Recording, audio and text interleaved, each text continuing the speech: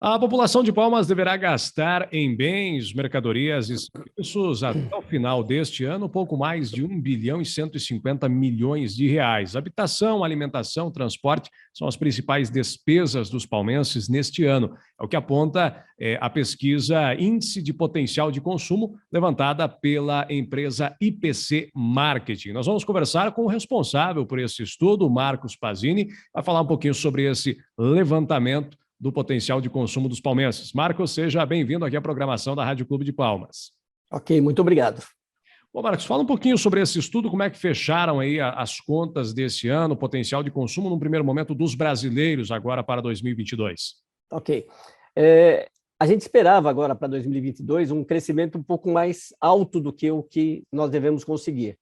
Isto porque, com a pandemia, nós tivemos uma redução muito forte dos valores de potencial de consumo em 2020, né? Na média nacional, houve uma queda aí acima de 6%.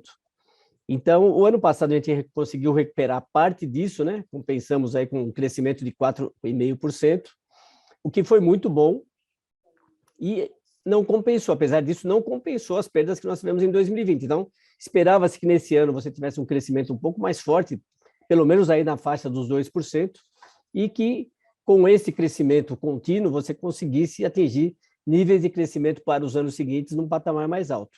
Mas, infelizmente, nós voltamos a aqueles voos de galinha que os economistas falam, que são pequenos crescimentos, né? Então, nesse ano, o PIB, a estimativa de crescimento é da ordem de 0,6%, 0,7%, e o consumo das famílias brasileiras deve crescer um pouco menos de 1%, aí, o que, como eu já disse, não chega nem a compensar a perda que a gente teve em 2020, infelizmente. Você avalia que essa redução de potencial de consumo ela pode ser também causada pelos índices inflacionários? Tem muito a ver com índices inflacionários, tem tudo a ver com nível de desemprego elevado e mais ainda com a crise global, aí, com esses conflitos na Europa, e isso afeta tudo, mexeu com o preço de petróleo, mexeu com várias commodities, não é só o Brasil que está nessa questão aí de inflação alta, de aumento de preços de combustíveis, e obviamente quando você tem aumento de preço de combustível, você mexe na cesta geral de consumo, né? Então, mas não é só esse o problema nosso, não. Eu acho que se a gente tivesse se preparado para uma situação como essa, como alguns países têm um fundo de reserva para subsidiar por um determinado período de tempo esses aumentos de combustível que eles estão recebendo, de repente o país estaria passando por esse período um pouco melhor, né? E todo mundo sabe que o que nós pagamos de impostos, aí, não só em combustíveis, mas em todos os produtos, é uma cascata muito grande. Então, se o governo tivesse a boa vontade, os governos, para ser claro, os governos tivessem a boa vontade de que num período como esse, de crise, abrissem mão de algumas dessas entradas de dinheiro, de repente a população ia passar por esse período um pouco melhor e de repente o Brasil poderia sair melhor desse cenário, né? Mas isso não vai acontecer nunca, isso é meio utópico. É possível, dentro aí dessa pesquisa, a gente apurar que, além, né, da elevação, né, de preços de vários produtos, da redução do poder de compra, né, do trabalhador, é possível a gente aferir também aquele caso das pessoas que estão economizando, que estão vendo aí que a situação não está boa, vamos dar uma segurada aqui, vamos segurar um gasto nessa área, dar uma segurada num gasto em outra área. É possível apurar isso também? A gente consegue apurar olhando os hábitos de consumo de um ano com um período anterior, né? Você consegue checar isso. Só que ser brasileiro como eu, uma pessoa humana, tem vontades, tá certo? Então você consegue, se você tem uma condição de consumo, você consegue até segurar por um determinado período, mas de repente, na hora que você recebe uma oferta daquelas irresistíveis, você acaba não resistindo e comprando o bem que você está desejando, né? Isso é inerente ao ser humano. Mas nesse sentido, o que nós observamos é que pela primeira vez, desde que nós fazemos o IPC Maps, e esse estudo nessa metodologia nossa, ele foi feito pela primeira vez em 1995, então desde 1995 nós observamos que pela primeira vez despesas com veículo próprio ultrapassaram as despesas com compra de alimentos para ser preparado dentro de casa, né? Aí você pode falar, loucura, está errado. Como é que pode? O pessoal vai deixar de comer para andar de carro, andar de moto, né? Mas a explicação é bem simples. Eu acho que bem assim, aceitável. vamos voltar a falar da pandemia, 2020. O que aconteceu? Você não podia sair da sua casa. Num primeiro momento, não podia usar máscara, porque máscara era só para o pessoal de saúde. Aí depois, todo mundo, quando saísse de casa, tinha que sair o mínimo possível. Aqui em São Paulo, a prefeitura monitorou, inclusive, os celulares das pessoas, vendo qual bairro que saía mais de casa, saía menos de casa, tal. E se você sair, você tinha que sair todo mascarado e não podia, por exemplo, fazer uma refeição num restaurante porque não podia tirar máscara, né? Coisas desse tipo, muita gente atendendo à distância. Isso fez com que as compras online aumentassem, não só de produtos alimentícios, mas de todo tipo de produto, né? O brasileiro que não tinha esse hábito passou a comprar lá roupa de cama, mesa, banho, televisão, geladeira, tudo que você pode imaginar e fazer supermercado, inclusive, dessa forma. Isso gerou uma demanda de entregas, né? Normalmente, essas entregas são feitas de moto ou, quando o volume é mais alto, são feitas com carros pequenos, aí, caminhonetes e carros pequenos. Em julho, já teve uma demanda forte para a compra de motocicletas, e como não tinham sido produzidas motocicletas no período entre final de março e junho, não tinha moto para entregar. Então, já começou uma coisa meio maluca, né? O preço da motocicleta disparou naquele momento. Depois teve esse problema todo que a gente vê até hoje, de falta de componentes eletrônicos para montagem de carros e hoje também de motos, e aí os preços dos usados deram uma disparada, e fica essa bagunça toda. Então, tudo isso para te explicar o quê? O brasileiro que perdeu o emprego ou que não estava trabalhando, ele viu nesse sistema de delivery uma oportunidade dele adquirir um veículo, preferentemente uma moto, para fazer esse trabalho de entrega, né? A iFood e outros serviços de entrega cresceram muito. E, junto com isso, apareceram também os serviços de táxi por aplicativo, né? O Uber, 99 Táxi e outros. Então, mesmo quem trabalha tem condições de fazer um trabalho desse tipo, sei lá, 2, 3, 4, 5 horas por dia depois do expediente dele. Então, você não pega só quem está desempregado, você pega também aquele profissional que está querendo dar uma melhorada na renda. Isso fez com que a cesta de consumo dessa população, ou do brasileiro em geral, tivesse essa discrepância. Por quê? Porque ele está usando o veículo dele para fazer renda, entendeu? Então, por isso que deu essa subida. Não é que ele está comendo menos, é que, de repente, o peso agora dessas despesas está fazendo mais sentido do que fazia antes, porque não era tão pesado assim a demanda por esses serviços.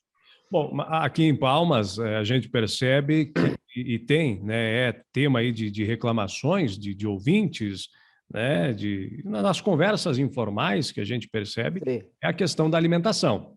Aqui Sim. em Palmas houve um aumento expressivo, o setor de restaurantes também manifesta preocupação com essa variação excessiva, né, nos preços dos alimentos. De forma geral, a alimentação ela teve aí um aumento expressivo também? Sim, teve aumento, sim, sem dúvida nenhuma. E falando disso que você comentou agora, dos restaurantes reclamarem dos aumentos, o que eu ouço aqui informalmente é que está muito difícil você hoje ir a um restaurante, ou uma pizzaria, uma lanchonete, porque os preços estão absurdos.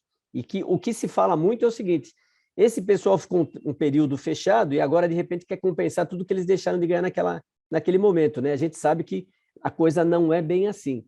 E, nesse sentido, a gente avalia também, além das informações de potencial de consumo, a variação de quantidade de empresas que nós temos em cada município brasileiro, né? Aí, em Palmas, por exemplo, de 2021 para 2022, nós tivemos também uma redução da quantidade de empresas instaladas no município, né? Em 2021, a gente tinha 4.587 empresas de todos os ramos de atividades, e agora, em 2022, esse número cai para 4.186. Quantitativamente, é uma queda pequena, mas são 400 menos, unidades empresariais atuando, que, via de regra, teoricamente, deixaria de gerar empregos para a população. Mas nós, olhando isso em termos nacionais, não aí em Palmas, especificamente em Palmas, nós verificamos que a maioria dessas empresas que foram fechadas no Brasil entre 2021 e 2022 são aqueles microempreendedores individuais. Então, na verdade, segundo a nossa opinião, isso é uma higienização das empresas. Por quê? É muito fácil hoje você abrir uma MEI aqui no Brasil, só que você tem um limite de faturamento. Então, de repente, se você chegou naquele faturamento no mês de junho, encerrou o do ano, cara, para com ela e vou abrir uma outra e vou faturar, entendeu? Então, nesse momento, a gente verifica que está havendo essa limpeza desse cadastro que estava muito inchado ano após ano você tinha um crescimento muito grande de empresas e você não via a economia responder da forma adequada, aí, de acordo com esse crescimento de empresas. Nós estamos num ano de eleições gerais, né? Vamos às urnas em outubro para eleger presidente, governadores, deputados, senadores. Por se tratar de um ano eleitoral, e como você coloca, desde 95 é feito esse levantamento, em anos de eleições, há alguma variação aí no consumo da população? Há alguma... a questão das eleições acaba influenciando de alguma forma o consumo? Influencia. Via de regra, em anos, melhor, que você tem eleição, você tem um crescimento menor dos valores de potencial de consumo. Porque o direcionamento dos empresários, dos políticos, empresários não, dos políticos está muito mais focado no partido, na própria candidatura, do que efetivamente em fazer algo para que o Brasil tenha aí um crescimento e tudo mais. Não tem jeito, isso também é inerente ao ser humano. Marcos, só para o nosso ouvinte que está aí até nos acompanhando, para entender, né, porque são vários dados, né, e algumas questões muito específicas, né, do potencial de consumo em alimentação, transporte, medicamentos. Como é que é feito esse cálculo do índice de potencial de consumo de cada um dos municípios? Olha, a gente trabalha com as informações em termos nacionais e eu tenho também de outras fontes de dados a distribuição dos domicílios por classe econômica. A gente trabalha com um padrão oficial de classificação de mercado, que é o padrão da ABEP, Critério Brasil, classifica os domicílios em classe A, B1, B2, C1, C2 e D e E. São 6 classes. E aí nós fazemos a distribuição dos valores de consumo do Brasil para cada um dos 5.570 municípios brasileiros, obedecendo essa quantidade de domicílios atualizadas que nós temos ano a ano em cada um dos municípios. Então, nós temos essa quantidade de domicílios por classe econômica e os valores de rendimento médio desses domicílios por classe econômica. Fazemos essas contas e o resultado final disso é o montante esperado de potencial de consumo, no caso agora em 2022, para cada um dos 5.570 municípios brasileiros. Esta medida vai me dar a participação de cada um desses 5.570 municípios brasileiros no cenário nacional. E a maioria dos nossos clientes usam essa informação, que nós chamamos esse indicador de IPC-MAPS, para realmente definir regiões que estão em crescimento, para definir se vão receber investimentos, novos investimentos, e regiões que não estão tendo crescimento no padrão de outros mercados, de repente não vão receber os investimentos que poderiam receber. Além do que, esses números nossos, eles servem para muitas empresas como indicador para definir as metas futuras de vendas. Então, vou te dar um exemplo. Em 2021, aí na região de Palmas, eu vendi, sei lá, 0,04% das minhas vendas. Tá? Quanto que eu posso vender em 2022? Mais ou menos. Normalmente, o que o pessoal faz? Eu vou querer crescer 5% em 2022. Pega esse 5% e joga para todos os mercados, como se todo mundo se comportasse da mesma forma. Só que o que acontece aí? Você vai exigir um desempenho muito forte de mercados que não estão tendo uma resposta satisfatória, e naqueles mercados que já estão crescendo acima, você vai ter um crescimento menor do que eles poderiam alcançar, né? E esse pessoal fatalmente vai ganhar um prêmio, e aqueles que estão em regiões mais pobres, passando por dificuldades, nunca vão conseguir ganhar. Então, desta forma, essas empresas conseguem checar essas variações, oscilações de potencial de consumo de um ano para o outro e fazer as cotizações de vendas de acordo com o desempenho que você está verificando em cada um dos mercados.